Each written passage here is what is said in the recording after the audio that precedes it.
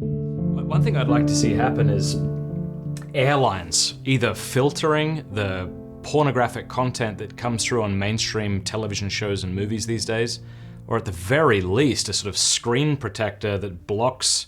This is just absurd. It's just like, if you wanted evidence that our society doesn't care about or flat out hates children, this seems to me one thing that you'd point to, that we're strapping children in seats where they cannot get away, and pornographic material is being played on these flights. Have people brought that to your attention? Are you doing anything in that realm? I know you can't solve all the world's problems, but I am. No, that is something that has come up. There's sort of two issues. One being the in-flight entertainment. There will often be, just graphic sex scenes with R-rated material that are played that can be visible with children sitting there.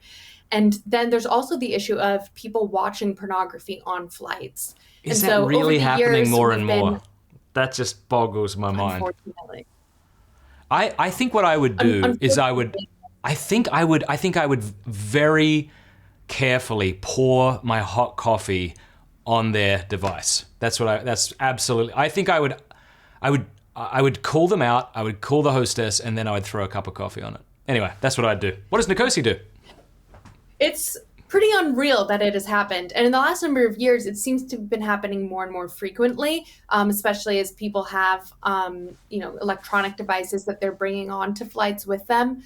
And unfortunately, a lot of the time when someone does raise it as a problem, they'll contact the stewardess or flight attendant.